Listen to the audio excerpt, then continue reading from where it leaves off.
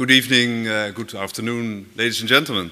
My name is Robert Dijkgraaf. I'm since the 1st of July the director and Leon Levy professor of the Institute for Advanced Study. And it's my great pleasure to welcome you to what, for me as a director, is the first public lecture here at the Institute for Advanced Study. It's a great pleasure that we have such a distinguished speaker today.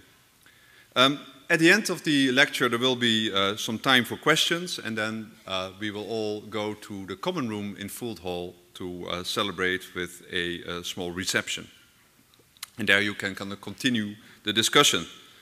So our speaker today is Juan Maldacena, who is actually celebrating this year his 10th year as professor in the School of Natural Sciences at the Institute.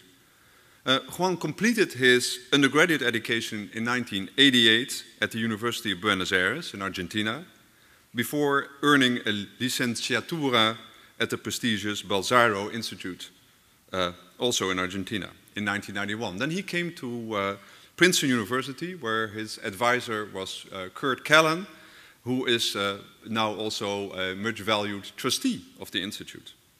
After earning his PhD in 1996, from Princeton, Juan did postdoctoral research at Rutgers University, then moved to Harvard in various incarnations as a visiting associate and full professor.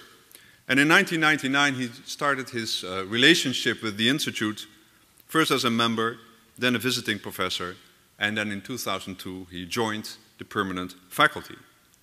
Juan's work is very broad, that focuses on string theory, quantum gravity, and quantum field theory, but I think his kind of greatest distinction is that he's not only working in all these fields, he also was able to connect certain fields in a very deep way that has really influenced the theoretical physics community in a remarkable sense.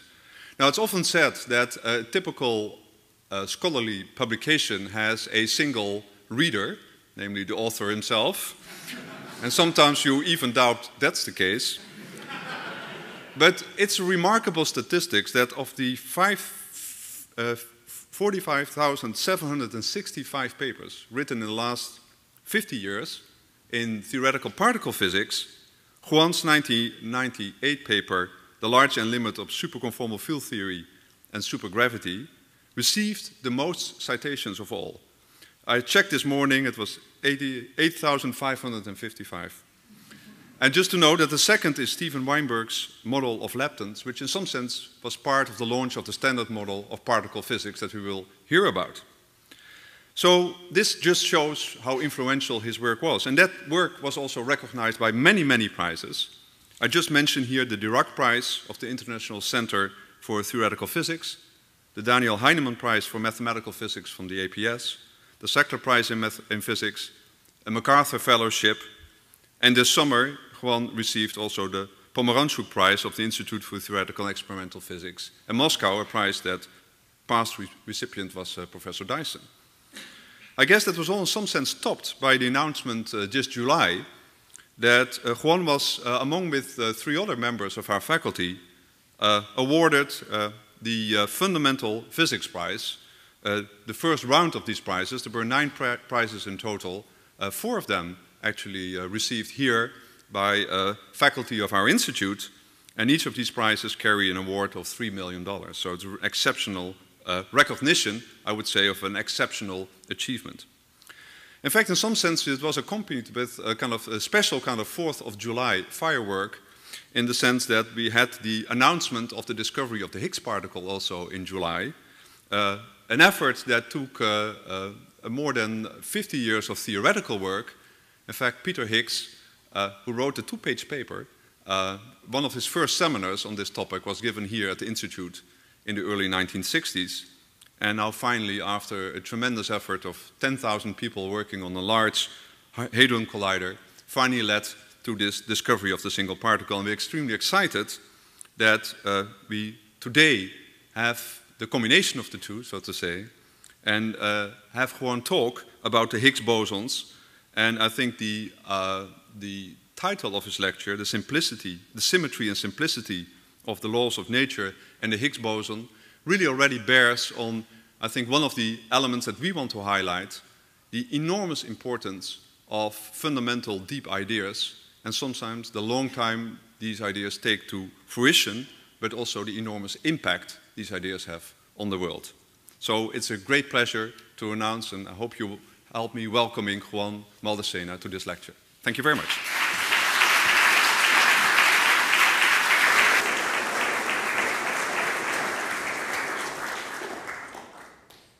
Thank you very much. It's a great pleasure and a great honor to be able to give this talk. I'll be trying to describe the theory behind the Higgs boson and behind the Standard Model. And I will not give a historical talk. I'll try to give a logical talk or pedagogical talk, trying to explain what we understand about nature today. And our understanding of nature is a bit like the fairy tale of the Beauty and the Beast. We have, on one hand, we have the beauty, which is represented here by the forces of nature, the electromagnetic, weak, strong, and gravitational forces. And they're all based on very elegant and simple principles. And on the other hand, we have something complicated and mysterious, which is the Higgs mechanism. And we really need both to understand nature. And we are, in some sense, the children of this marriage. Now, symmetry. So let's start discussing symmetry. This is a very simple concept. So we have figures that do not have particular symmetry. So here, this figure, if we reflect it along this line, remains the same. The square has many lines along which we can do reflections. We can also do rotations by 90 degrees of the square. So the square has many symmetries. And there are some figures that don't have particular symmetries. Now, there are figures like the circle or this that have this continuous symmetries and the rotation under any angle. So they are the symmetry group, or the set of all symmetries is bigger. And of course, we also have spheres that have many more symmetries. So we have a nice sphere here. We can rotate it around any axis. And the set of symmetries of the sphere is a little more complicated, because you can rotate it at one axis and then another axis, and that can give you a different final answer than rotating them in the opposite order. Anyway, so those are the symmetries that we will talk about. And they are realized in nature in an interesting way. Of course, we usually associate symmetry to beauty. That's why we are saying that the laws are, that's why we said it's the beauty part. And these symmetries we are going to talk about are in some sense hidden, and it has taken a long time to uncover them. And they are so hidden that in some sense they are not even symmetries. You could argue that they are not symmetries, but just a convenient way of describing the system. And we'll see this in a very concrete example. The objective today will be to explain these symmetries, what they are, why they are very simple, and they lead to a very simple picture for the laws of nature. And then what is the Higgs mechanism, and why the Higgs particle is necessary. Now, in nature, we have four forces, as I mentioned before. I'm only going to talk about two of the forces, the electromagnetic and the weak force, but the other two are also based on principles of symmetry, very similar to the ones that I'm going to discuss now. Okay, so let me start with electromagnetism. Of course, we're all familiar with electricity and magnetism. They are the dominant force for everyday life. They determine how atoms work. They determine chemistry, etc. And it was essentially hidden until around 300 years ago, due to the fact that positive and negative charges cancel out almost completely in ordinary matter. There are other forces of nature like gravity, which were obvious, but the force of electromagnetism was very, very subtle, and it took a long time to discover. But understanding it led to a huge amount of technological progress, as you all know. So let's start with high school electromagnetism. This is probably what you learn about electromagnetism in high school. So if we have a particle, a charged particle, and we have an electric field, so there is a new concept, which is an electric field, whose role in life is to push electric particles, or we can detect it by noticing how electrically charged particles are pushed. And we also have magnetic fields. Magnetic fields only act on moving charges. And when we have a constant magnetic field and we have a moving charge, the moving particle will move on a circle around the magnetic field. When we have a magnetic field, as I said, it acts only on moving charges. But if we go to the rest frame of the moving charge, the charge is by definition not moving, but there's still some acceleration. Therefore, there should be some electric field. So when an observer is moving in the presence of a magnetic field, he also sees an electric field. So in other words, by going to a frame which is moving relative to another, we can turn magnetic fields into electric fields. So in some sense, and the fact that the laws of nature are invariant under this motion of frames, under constant motions, relates electric and magnetic fields. Now, electromagnetic fields, the electromagnetic field has a dynamics of its own. It oscillates and leads to waves that propagate in empty space. These waves are light, radio waves, X-rays, gamma rays, etc. Now, these equations for electromagnetism can also be viewed as based on a certain gauge symmetry. The first one to discuss this was Hermann Weyl, and he discussed it shortly after the theory of Einstein's general relativity. He tried to derive electromagnetism based on invariance under measurements or gaugings. Gauge is just something you use to measure. And his original idea was unsuccessful, but small modification of his idea really works and is a way to think about electromagnetism. And I'm going to try to describe this, this way of thinking about electromagnetism, because it will be particularly useful for the other interactions. And I'm going to try to describe to you, based on an analogy from economics, okay, a monetary analogy. So we're going to set up some rules. There are rules somewhat similar to the rules of economics, but simpler. In fact, so this is not a model of economics, it's a model of physics. And you'll see that physics is simpler than economics. So we're going to have countries. And each country will have its own currency. And when you go from one country to the next country, to the neighboring country, you need to change all your money to the new currency. Okay? You cannot take money from one country to the next. You have to change at the border, you have to change to the new currency. Okay? That's the rule of the game. In real life, you can take the money, but not according to these rules. Okay? So with these rules, you have to change to the new currency. At the border, you will have some banks that will change this money for you. They will be very nice banks. They will not charge any commission. That's also not a realistic assumption for economics. It is for physics. The banks that exist in physics are like this. But each bank will set the exchange rate it wants, so it's free to set any exchange rate it wants, and we'll later see what constraints these exchange rates have. And another assumption we'll make for now is that there is nothing to buy. We'll later relax this assumption, and you'll see that the consequences of relaxing this assumption are quite interesting. But for now, there will be nothing to buy. So very simple story. Okay? All you can do is take money from one country to the next. Okay? So let's see. So we have these three countries here. One country has its own currency, the dollar. The other one has euro. And here we have pesos. And well, we have some exchange rates. These are not realistic exchange, but some exchange rates. I put them simple just to keep the calculations we're going to do in a simple manner. So we have 6,000 pesos a dollar. So if you have 6,000 pesos here, you cross the border, you're given a dollar. You come back, you get back your 6,000 pesos. Okay, nothing happens. Very good.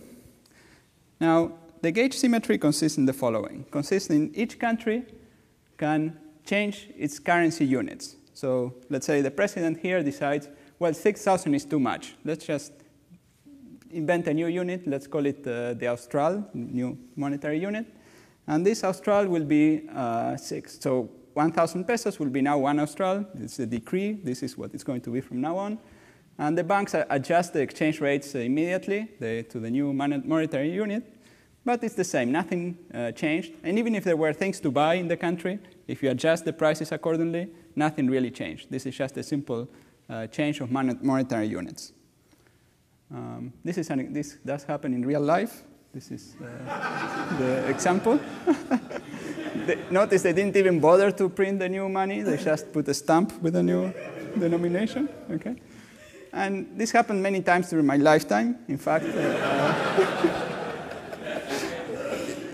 one current peso is 10 trillion of the pesos when I was born. But anyway, so it happens all the time, and nothing happens, I assure you.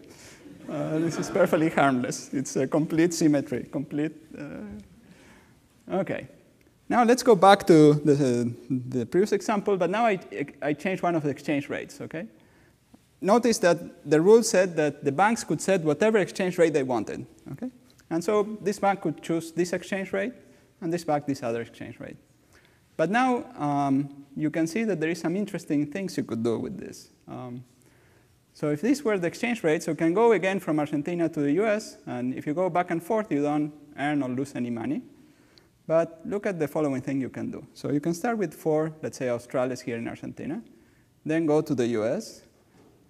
You end up with $1 at the US, thanks to this exchange rate.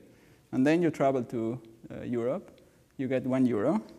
And then you come back to Argentina, and you end up with 6 Australes. Okay? So you earn some money. Okay?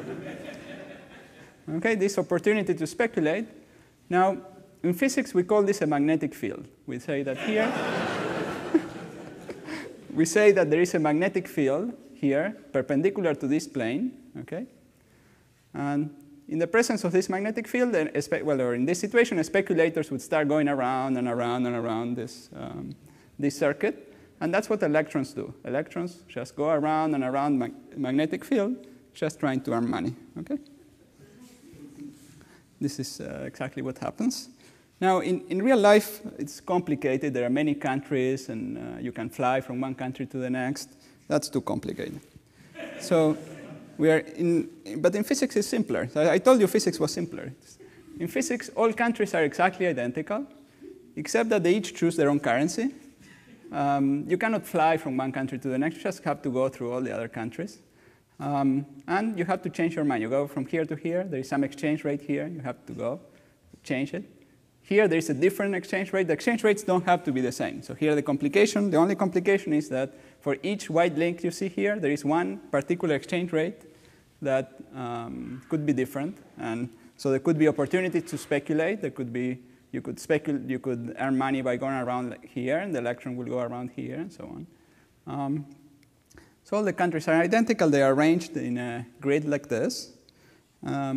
And this is all going on, presumably, at very short distances. So we have to think about this going on at very, very short distances. At distances that are so short that this even will look completely continuous. We don't distinguish these individual countries, but it looks to us like a continuum. And so this is the space-time continuum. Each country is like each point in space-time. And the electron, when it moves around, it goes between the different countries. And when it goes around them, it changes the electron currency. And if there is a magnetic field, it earns money. Okay. Now, electromagnetism is essentially the same as this, as what I've described. There is one small difference that in electromagnetism, instead of having the symmetry, instead of being a symmetry of rescaling the units of money, is simply the rotations of a circle. That's the symmetry we have at each point in space-time. So what we have is at each point in space-time, we have a little circle. It is as if we had a little circle. We don't know whether the circle is real or not. Maybe there is a little circle, there is some extra dimension, perhaps. We don't know whether there is an extra dimension. What we do know is that we have the symmetry of making a rotation. We have a symmetry which is the same as the symmetry we would have if we had this circle. But what we do have is a kind of exchange rate, which is called the electromagnetic potential. And this exchange rate tells us that if we're at this point on this circle, when we go to the next circle, we are going to be displaced. We are going to be sitting at this point. Okay? So when we have an electron sitting at this point on the circle, it moves to this other circle here. It will sit at this point. There is another exchange rate here, and so on. And in this particular situation, the electron, after going around this circuit, it will not come back to the same point.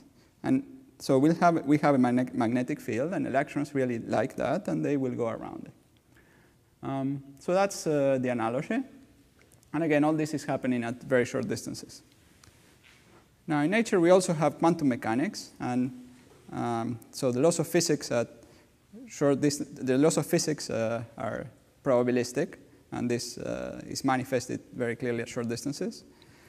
And in the analogy, it's more or less like saying that these exchange rates are random with a probability distribution that depends on the opportunity to speculate. So they depend on the magnetic field. And configurations with large opportunities to speculate are less probable.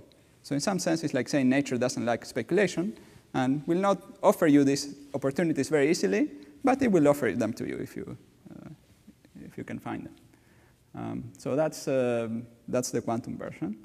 Now, I won't be able to describe quantum mechanics. An hour wouldn't be enough, probably, to describe all the features. And one slide is even less. But all these things end up implying that the energies of many systems are quantized. In some sense, the energy is also related to how unlikely something is. So something with high energy is more unlikely. And one of these systems are electromagnetic waves, and they're also quantized. And so these electromagnetic waves are quantized. Their energies come in quantum units. And one quantum of field excitation is what we call the particle. So we have a picture where we have all these exchange rates. We can excite them, but these excitations come with discrete, in some sense are discrete. And these excitations, we call them particles. So there is, in quantum mechanics, there is this correspondence between these excitations of fields and particles. This is something I'm not explaining. I'm not explaining it with the analogy. You have just simply to accept it. So sometimes we'll talk about particles, or you hear people talk about particles, and they are this simplest field excitation you can have in quantum mechanics. Okay, so with all this, we can have the theory of electrodynamics. It's based on this gauge 3 symmetry I mentioned, symmetries of rotations similar to the symmetries of rotation of a circle at each point in space-time. It leads to a massless photon for a reason we'll see later. And the electron is massive. And the nuclei and electrons, plus all their electromagnetic interactions, explains most of what we see in everyday life. It explains atoms and so on. Okay, so that's electrodynamics. Now we have weak interactions. Now, weak interactions are important for certain radioactive decays. For example, if you have a neutron that is outside the nucleus, it can decay into a proton, an electron, and an antineutrino. And this decay is mediated by a very massive particle called Higgs Boson. Now, these weak interactions are very important for historians because of, for example, carbon-14 dating. It's based on the weak interactions. And the weak interactions, though they are weak and maybe not important for everything, not important for building iPods and so on, they can move mountains. Indeed, radioactive decays hit the Earth, and the Earth moves. This heat produces convection inside the Earth, moves continents, and forms mountains. Okay, all thanks to weak interactions in part. Now, the weak interactions are based on a gauge symmetry. And in this case, the gauge symmetry is the symmetry we would have if we had little spheres at each point in space-time. So these little spheres could be 2 extra dimensions with the form of a sphere. We don't know whether that's what is behind this, but what we do know is that when we go from one point in space-time to the next, we need to specify 3 quantities, which are similar to the 3 quantities you would have to specify if you have to say how this sphere is rotated relative to the other sphere. Okay? So 3 quantities, you could think of them as the angle of the axis of rotation and then the angle of rotation. So those are the 3 quantities you need to specify when you go from one point of space-time to other points in space-time. So what we don't know is that we need to specify these 3 quantities, whether it's due to the fact that there is a little tiny little sphere. We don't really know. But we have these 3 variables, and in the quantum theory, it leads to 3 weak so-called gauge bosons. These are similar to the photon, but associated to the weak interactions.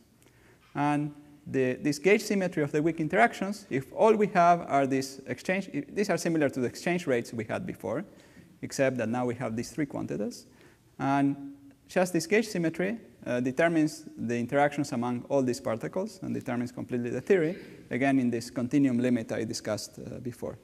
So this is a theory that was written by Young and Mills.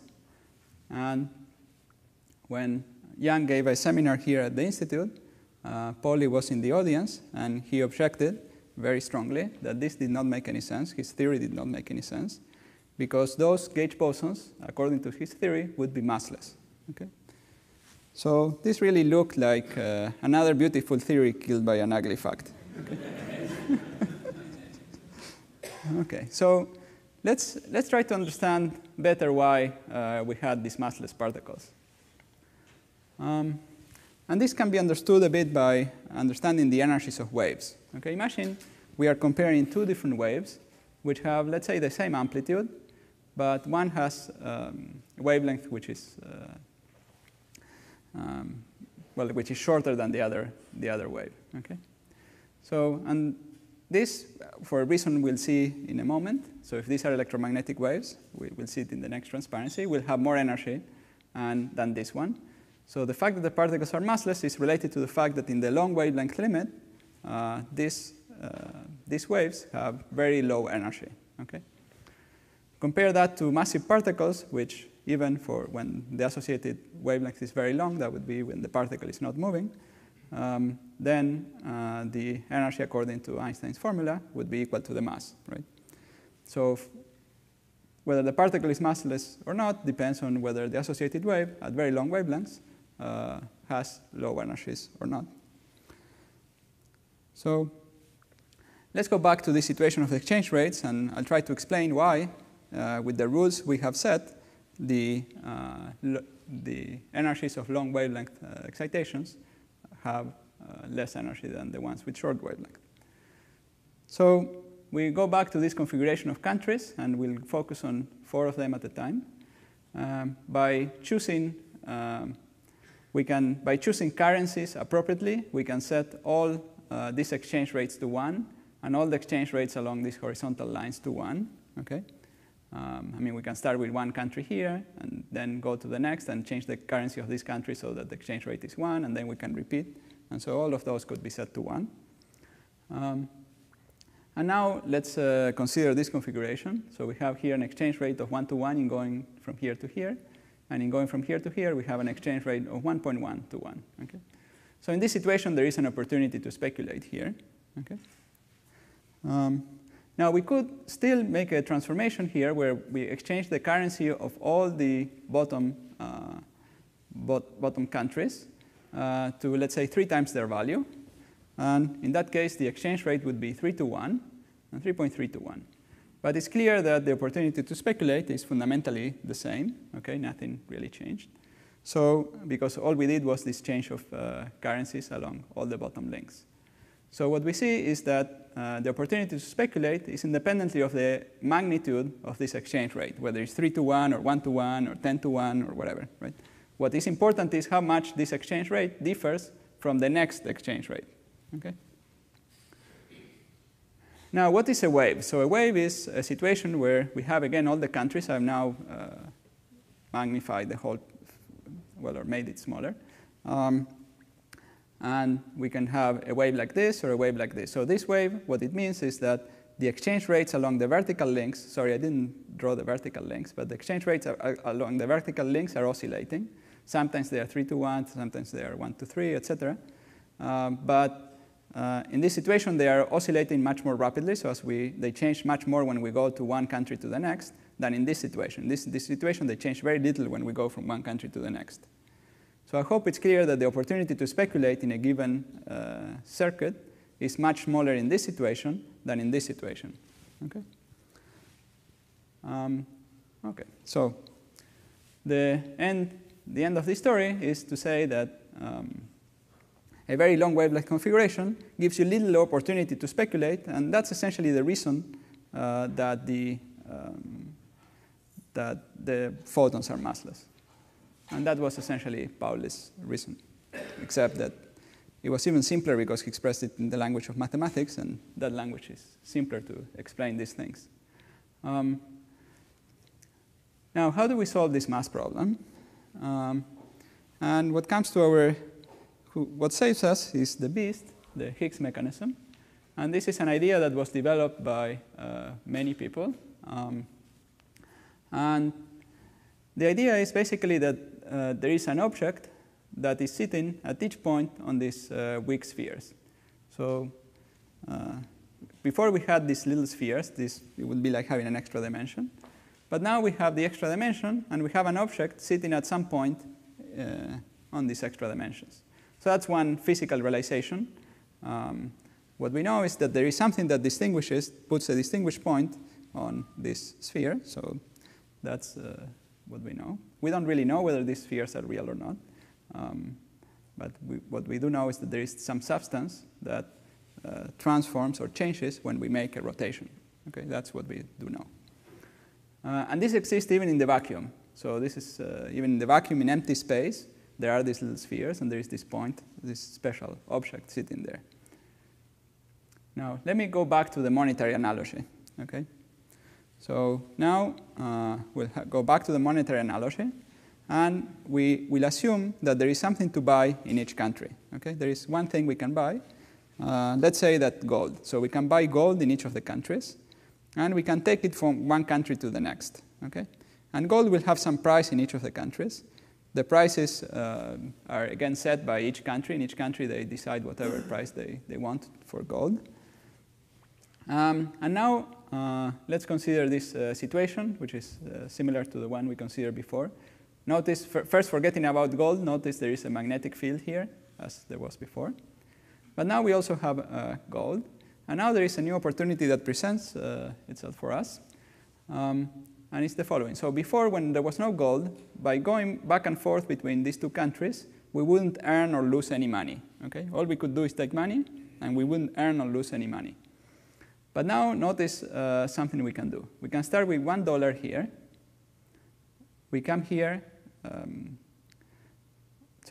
We start with $1. We buy gold. Okay? We take the gold to Argentina. We sell it for 6 Australes. Now we come back here, and we get $6. Okay? We started with $1. After this whole operation, we end up with $6. Okay? So now we can speculate by going back and forth between these countries.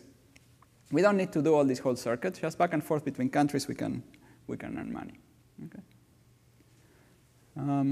Now, one thing we could do is we could just choose the currency units in all the countries in such a way that the price of gold is 1. So here we did a change of currency units in Argentina, so we're used to these changes, and it doesn't matter. And we call it the P. So 6 of the previous units are now 1. 6 Australes is 1p. And so now we have we adjusted these two exchange rates. We adjusted the exchange rate of the price of gold. So now the price of gold is the same in all the countries. And so now we use this freedom to choose the currency units by fixing the price of gold to 1. And now immediately we can see that if any exchange rate is not 1-to-1, we can speculate, we can earn money by going back and forth between these countries. Okay?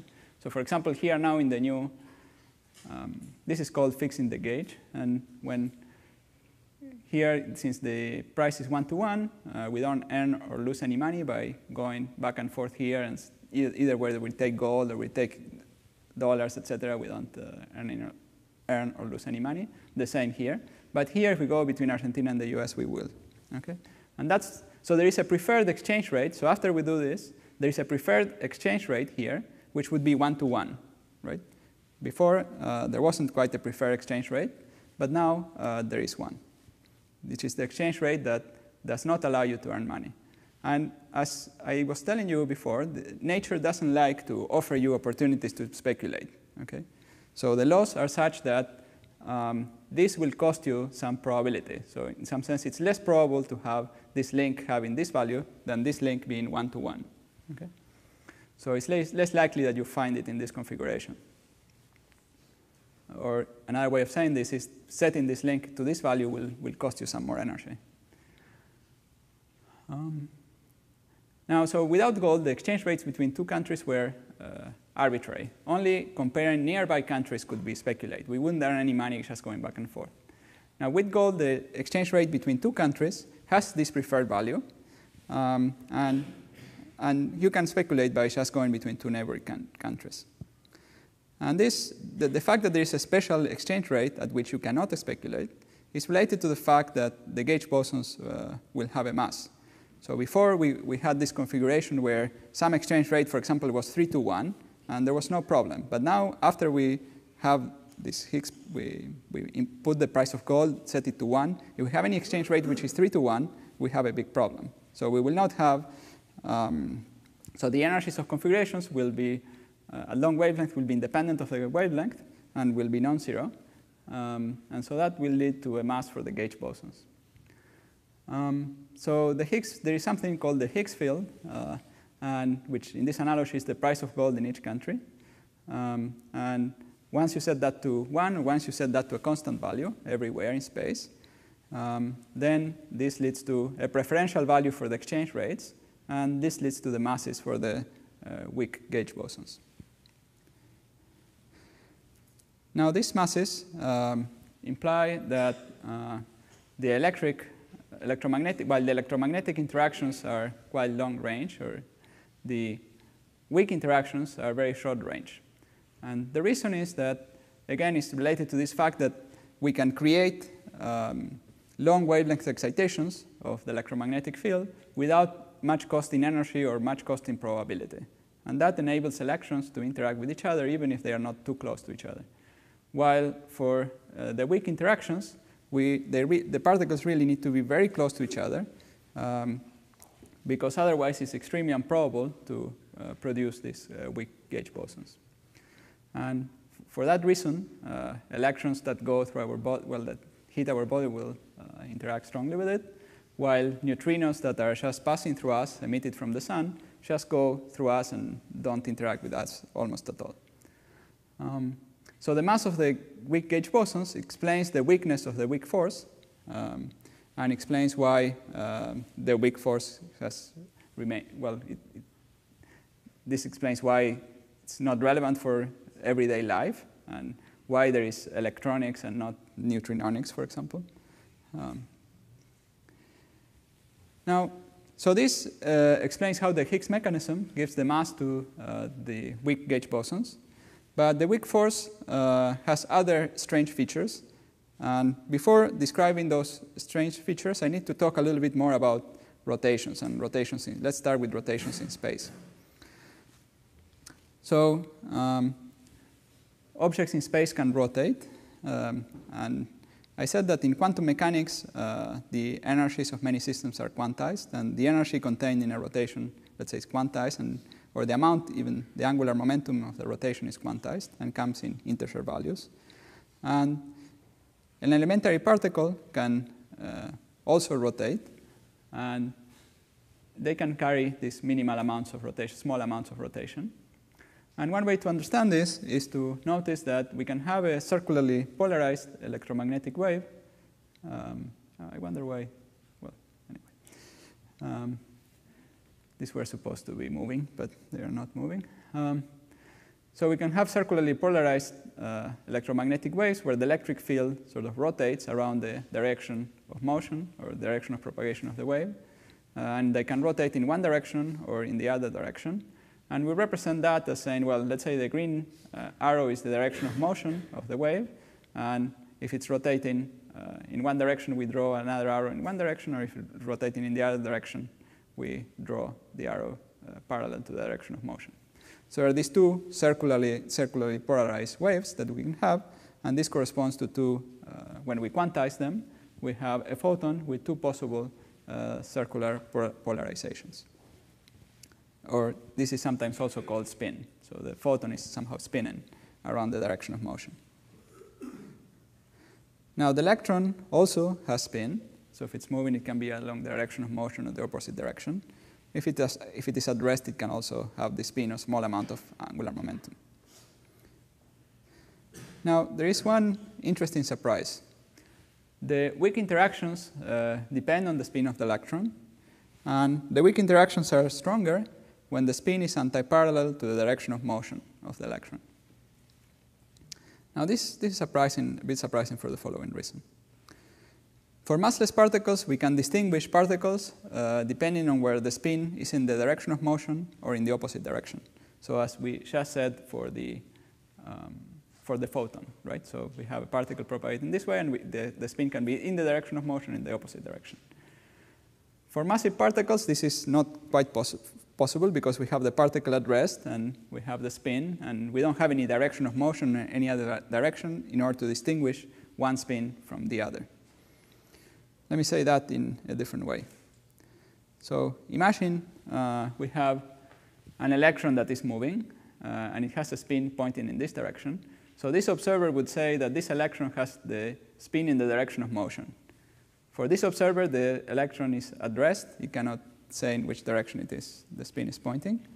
And this observer is moving even faster and will say that the spin of this electron is in the direction opposite to the direction of motion. Okay? Now, for light, that doesn't happen because light travels faster than anyone else, and you cannot catch up with light. And so for light, once the spin is in the direction of motion, nobody will see it in a different direction.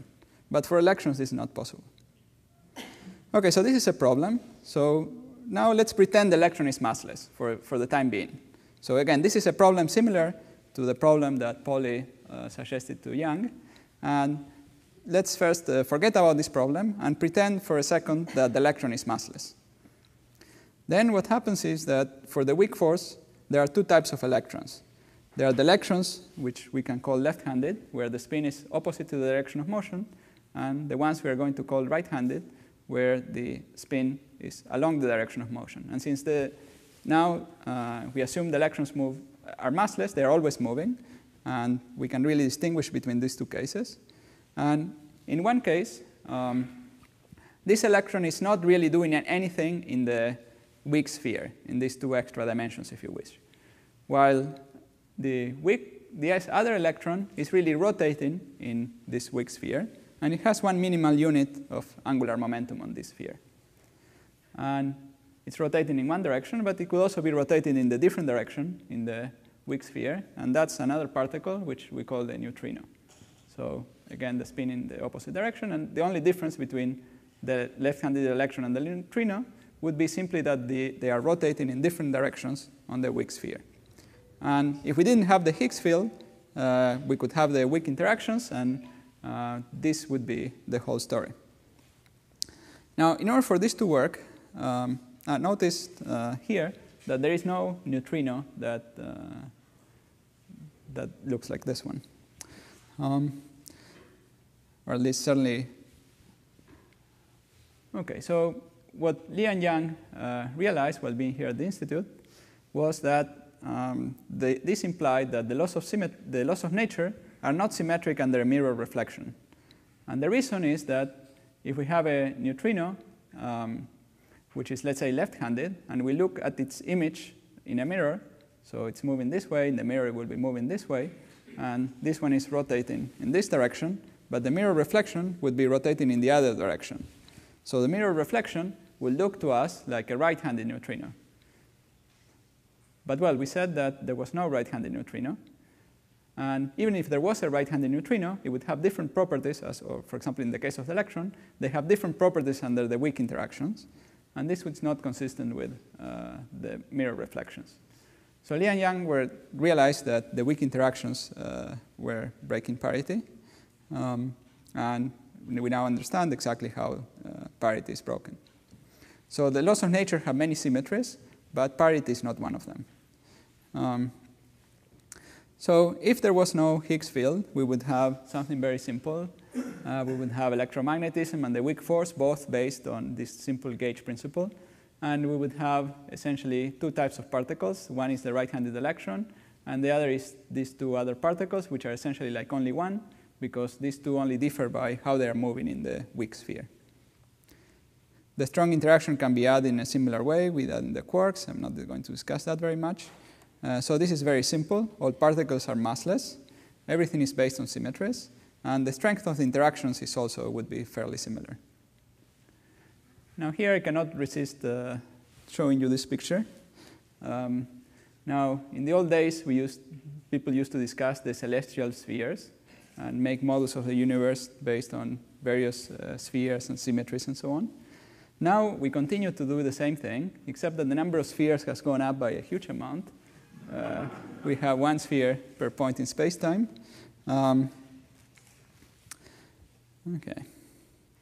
Okay, going back to the talk, so we need to explain the electron mass.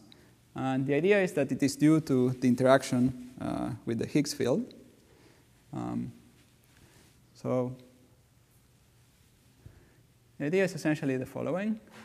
So we had the left-handed electron, which is coming here. It is rotating on the weak sphere. But as it rotates in the weak sphere, it could interact with this little object that was there and kind of transfer the spin to this object and come out as a right-handed electron. Okay? And so these left-handed electrons can interact, left and right-handed electrons together interact with the Higgs field. This is like a new force of nature. The strength of this interaction will be related to the electron mass. And so if this happens, when, let's say we have the vertical direction here is time and the horizontal direction is space, we have, let's say, a left-handed electron. So we have this electron which is moving to the right. This line represents the fact that it's moving in time. And it has the spin in this direction as any good behaving right-handed electron does. So the white are the right-handed electrons, and these light blue ones are the left-handed ones. So notice that here it interacts with the Higgs field. It becomes a right-handed one moving in the other direction. Notice the spin is opposite to the direction of motion. And then it interacts again. It moves to the right, and so on. So basically what we end up having is in quantum mechanics, we can have a superposition essentially of these two states, the left and right-handed electrons. And depending on how much we have of each of the two, the electron will have a net motion, which will be less than the speed of light. So it will be less than this 45 degrees, which would be the speed of light. Will be moving less. If it had equal amounts, it would just remain stationary. And if it has more of the left-handed electron, it will be moving to the left. And if it has more of the right-handed electron, it's moving more to the right. So if it has more of the left-handed electron, it will interact in a stronger way with the weak interactions. There is more purple here than there is white. If it's moving a lot to the right, then there will be mostly white, and it will not interact very much with the weak gauge bosons. Now, this interaction explains the mass of the electron, and the mass of the neutrinos can be explained in a similar way, except that we have neutrinos interacting with antineutrinos and the Higgs field. Now, this is sometimes called the electroweak theory, and the final form of this theory was written by Salam and Weinberg. And so in this theory, we have the symmetries of the circle, plus we start with this gauge principle with the symmetries of the circle plus the symmetries of the sphere. And the symmetry of electromagnetism is really a combination of the circle and the rotation of the sphere. And that's why the electron and the neutrino have different charges. So the circle we start with in the electroweak theory is not directly the circle of electromagnetism. The circle of electromagnetism is a combination of these two. And the fact that the neutrino and the electron carry a different spin in the weak direction, the weak sphere, is why the electron and the neutrino have different charges. So the mechanism we have discussed explains the masses of all particles and the weak gauge bosons and so on, but it does not predict the existence of a new one. Okay? It does not predict the existence of the so-called Higgs particle. This explained all the features of the standard model before the announcement this July of the discovery of a new particle. Okay? Now, what would be the Higgs particle? So in the monetary analogy, the Higgs boson, the one that was discovered, would arise when there are two objects we can buy in each country. Let's say we can buy gold and silver. Okay? And the relative price of gold and silver, as we go between different countries, the relative price of gold and silver is really the Higgs boson. Okay? So once we set the price of gold equal to 1 everywhere, if there is any variation in the price of silver among countries, we will have opportunities to speculate, again going among neighboring countries. And so that type of excitation, for the same reasons I discussed before, would be massive. And so this ratio would behave as a massive particle. And that's the new particle that we expected that should exist. But why do we need at least two? So theorists were convinced that with just only one, it would be a problem, and we had to have at least two. So why did people think that? The reason is quite subtle and has to do with the possibility of taking the limit when distances between countries become very small, and in a way that interactions at long distances remain finite. So it's the same process we discussed before, and if we did it with the weak interactions with no extra particles, no Higgs boson, we would find that the theory in the continuum would become totally trivial. Okay? So we knew that before July 2012, we definitely knew that from theory that there had to be new particles with masses below 1,000 GeV. So that just for mathematical consistency of the theory. And the Higgs boson was the simplest possibility. And there certainly were many others, thanks to the prolific imagination of theorists. And so how are we exploring the breaking of electroweak symmetry? So in order to explore it, we need to collide particles to very high energies to produce this predicted new particle, this predicted Higgs boson. Okay? We have to collide things at high energies because it's very unlikely to have this fluctuation, let's say, between the price of gold and silver we discussed before, since it's a massive particle. And for that purpose, this collider was built, this Large Hadron Collider in Geneva. And this works very similar to how small electron colliders work. Now, you're probably very familiar with the small electron colliders, and you've spent lots of time looking at them. This is just a TV, okay? So a TV is a small electron collider. But these are the old TVs. Maybe if you now have liquid crystal TVs, it works. The principle is slightly different. But it has a beam of electrons coming from the back, hitting the screen, and producing photons, producing light that you see with your eyes. Okay? Now, the LHC works with essentially the same principles, electric fields pushing particles, with the small difference that for a TV, maybe you accelerate an electron to 8,000 volts. But for the LHC, you go all the way to, all this big number. 8 trillion. 8 trillion volts. So the LHC gives them 1 billion times more energy than an ordinary TV.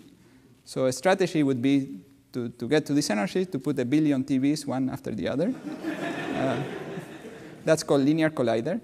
And it would take the distance from here, more than the distance from here to the moon. So that's not the strategy that was. So you might think that the LHC is large, but it's not as large as if you were to make it with TVs. So it's a circle, and we have these magnets that making particles go around the circle. And hadron means fat, okay? And so a proton is a fat particle that collides. And since it's fat, produces lots of noise. We have protons colliding, and each time they collide, they produce a shower of particles. The shower of particles they produce is different each time they collide because of quantum mechanics. So the result of the collision cannot be calculated a priori. There is probability of, you can calculate the probability that different outcomes will happen. And each time you do the experiment, different outcomes definitely do happen. And since we have a lot of energy available, we produce many particles. And this shower of particles, though looks complex, is determined by these very simple gauge symmetries we discussed in the beginning. In particular, the gauge symmetry for the strong interactions, which I didn't discuss too much, but is very similar to what we discussed. Instead of a sphere, we have the symmetries of complex projective two-dimensional space, if you know what that is. So they built these huge detectors to detect this shower of particles, our experimental colleagues. This is a person. This one is called Atlas, and here you see it holding the weak sphere in front. I don't think that's what. this is a picture when they were assembling it. And so protons collide and produce many particles. Very rarely, they produce Higgs bosons. And these Higgs bosons decay very quickly into other known particles, leaving a special imprint that then is analyzed. So for example, Higgs bosons could decay into 2 photons. So this is a situation where perhaps a Higgs boson was produced here and immediately decayed into 2 photons. And if you essentially sum the energies of these 2 photons, you have to do something called the invariant mass, but roughly speaking, it's like summing the energies. If it came from the decay of a Higgs boson, it should give you the mass of the Higgs boson. Okay? Now, there are many other things that can produce 2 photons. As we said, in the case of the small electron collider, or the TeV, when the electrons collided with the electrons that were in the screen, they produce photons. In the same way, these protons or quarks, when they collide, they can produce photons. They can produce 1, 2, 3, 4, etc. photons. But if you take pairs of them, so you look at events that produce only pairs of photons, and you sum their energies, in general, the sum of these energies could vary more or less randomly and would be more or less uniformly distributed according to this dotted line here and solid line in between. Okay? So this graph is saying, so if these are all events of 2 photons, and let's say the sum of the 2 photons energies is 100 in some units that are useful for this, which are called GeV. They observed, summing over all the events, they observed, well, considering all the events they had, they observed only 1,800 events that had 2 photons, summing to an energy of 100 GeV. And so on, they produced this plot. And there is this little bump here, which is concentrated around 126 GeV. And we think this little bump is due to the decay of the Higgs boson. So the decay of the Higgs boson produces 2 photons with precisely 1 energy, which would be its mass. So this bump gives evidence for the Higgs boson, and in addition, it's telling us what the mass of that Higgs boson is. So theorists had predicted that there should be at least 1 new particle with mass less than 1,000 GeV, and indeed they found one at energy 126 GeV. Okay? Now, people ask sometimes, what is this useful for? Now, I have to be honest, I don't know of any technological application of this. Now here, there is the apocryphal quote of Faraday, who, when asked what the possible technological application of electricity was, he said to the Prime Minister, someday we will be able to tax it. I think maybe we could say the same thing about the Higgs boson. But something we do know is that it is helping us understand what happens in nature at very short distances. We are finally understanding how the electroweak force really works at short distances, and those seemingly contradictory things we need to assume for the electroweak force, it actually all works out, and we have a consistent theory for the weak force. And now what? So now there are reasons to think that there will be new particles. There are not reasons that are as strong as, new particles that will be detected at the LHC. One reason, there is an essentially theoretical reason, which is really a question. Why is the mass of the Higgs so small compared to the Planck mass, which is the mass scale of gravity? And then there is an experimental reason, which is the fact that we observe dark matter. So these 2 things hint to the possibility of detecting new particles at the LHC. Now, dark matter, we know from astrophysical observations that there is more matter than the one we see. So if we look at the sky and we see some galaxy sitting there in the sky, surrounded by what looks like the blackness of empty space. However, so that's what we see. But what we can measure by doing detailed gravitational measurements is that there is some distribution of matter, which basically will look like this. So it's extended much bigger than the size of the original galaxy. And all this is a theoretical simulation. Actually, it was done by some ex-astrophysicist members here at the Institute. And So we have definite evidence of this from astrophysical observations, so this particle probably exists. However, what we don't know is whether this dark matter particle will or will not be produced at the LHC. So there are some theories in which the dark matter particle will be produced at the LHC. But in any case, there are other experiments looking for dark matter in other ways. But something that is clear is that thanks to the LHC, there will be more exciting experimental discoveries in particle physics in the first few years. And we'll eventually finally understand how they lived happily ever after. So how the weak interactions and the Higgs field or fields or whatever it is works and gives us the nature we live in. And Nima will talk on the Higgs and the future, and especially what we expect for the future in his talk on Friday, October 26th at 5:30 p.m. Thank you.